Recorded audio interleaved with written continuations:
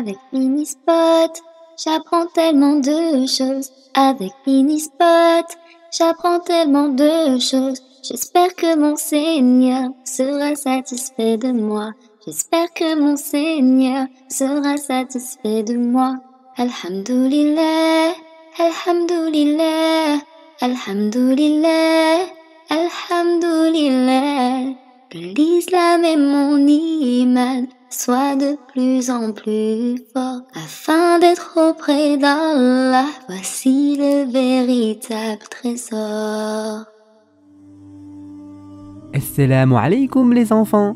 La dernière fois, nous avions dit que Firaoun garda Moussa et Haroun alayhi salam captifs pendant qu'il envoyait chercher les meilleurs magiciens d'Égypte. Il promit à ces derniers prestige et richesse en échange de leurs illusions. C'est alors qu'une sorte de compétition fut organisée entre Moussa alayhi salam et les magiciens. Les chers enfants, Firaoun avait totalement confiance en ses magiciens, convaincus qu'ils étaient imbattables. En effet, il utilisait depuis longtemps leur service pour influencer le cœur et l'esprit des gens du peuple et de son entourage. Leurs trucs et leurs illusions l'aidaient à garder ses sujets sous sa domination. On laissa à Moussa alayhi salam le loisir de choisir le jour de la compétition et il choisit un jour de fête nationale. Il savait que les rues seraient alors pleines de gens qui pourraient constater de leurs propres yeux le pouvoir et la toute-puissance d'Allah Azza wa Jal.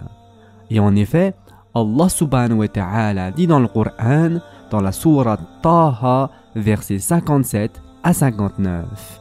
Il, c'est-à-dire Firaoun, dit « Es-tu venu avec ta magie pour nous chasser de notre pays, ô Moussa ?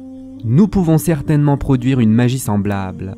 Fixe un rendez-vous entre nous que nous observerons tous deux sans faute, dans un endroit convenant à chacun. » Alors Moussa dit « Votre rendez-vous aura lieu le jour de la fête, et que les gens se rassemblent dès le matin. » Moussa alayhi salam demanda aux magiciens de s'exécuter les premiers. Il a été rapporté qu'il y avait près de 70 magiciens attendant leur tour. Les magiciens jetèrent leurs bâtons et leurs cordes au nom de Firaoun et sur le sol se mirent à grouiller et ramper des dizaines de serpents. La foule écarquilla les yeux de stupeur. Moussa alayhi salam dut ressentir de la crainte, mais il avait confiance en Allah Azza wa Jal et en sa protection. Allah subhanahu wa ta'ala apporta la tranquillité dans son cœur et ordonna à Moussa alayhi salam de jeter son bâton.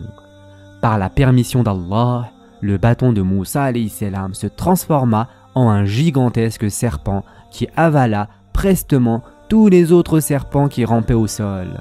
La foule se leva comme un seul homme, acclamant Moussa alayhi salam. Les magiciens demeurèrent bouche bée. Ils étaient très versés dans leurs arts, mais ils savaient bien que leurs serpents n'étaient que des illusions. Ils comprirent vite que le serpent de Moussa alayhi salam était lui, bien réel. C'est alors qu'ils tombèrent prosternés, attestant de leur croyance en Allah Azza wa Jal, le Seigneur de Moussa et de Haroun. Et en effet, Allah subhanahu wa ta'ala dit dans le Coran, dans la sourate Taha, versets 70 à 73. Voyant cela, les magiciens se jetèrent prosternés en s'écriant « Nous croyons au Seigneur de Haroun et de Moussa ». Firaoun dit « Croyez-vous en lui avant que je ne vous y autorise ? Ce doit être lui votre chef, qui vous a enseigné la magie. Je vous ferai sûrement couper main et pieds opposés, et je vous ferai crucifier au tronc des palmiers.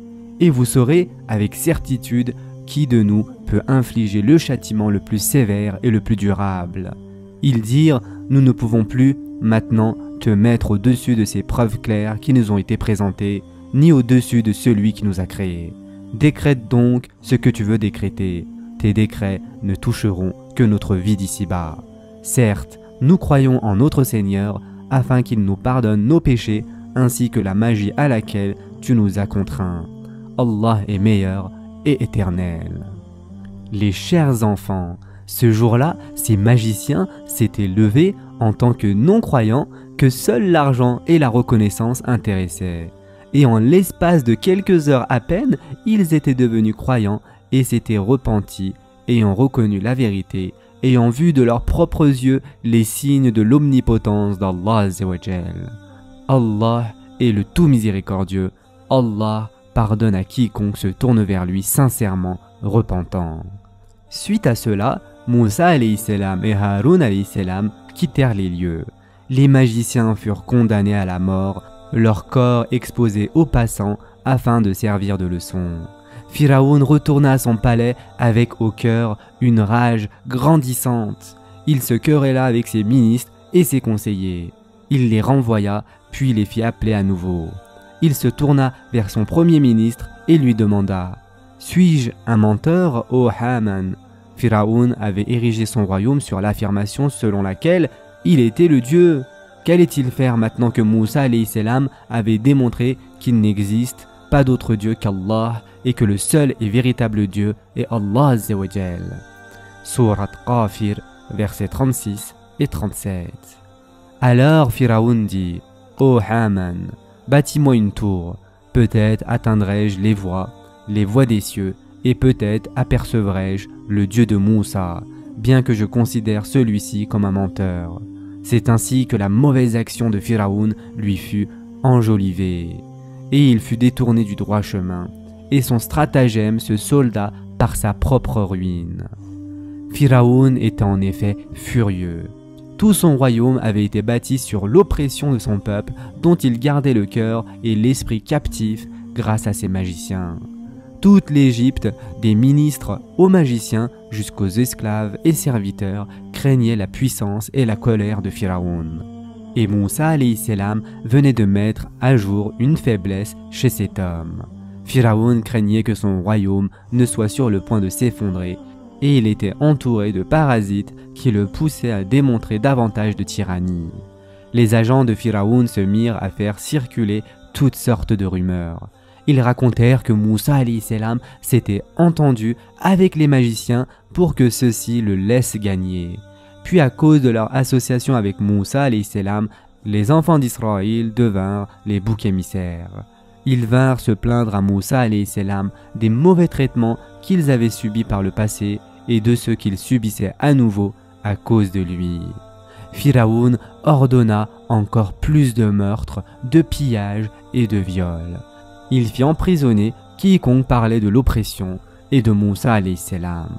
Moussa alayhi salam, malgré lui, demeurait impuissant. Comme il ne pouvait interférer, il conseilla à son peuple de se montrer patient. Tandis qu'il était confronté aux divers complots de Firaoun, son peuple se retournait petit à petit contre lui et l'un de ses membres avait de très bonnes relations avec des personnes influentes du gouvernement égyptien. C'est la fin pour cet épisode les enfants, on reprendra la prochaine fois Inch'Allah. En attendant, n'oubliez pas de vous abonner et d'activer les notifications. Prenez soin de vous les enfants et de vos parents et à très prochainement Inch'Allah.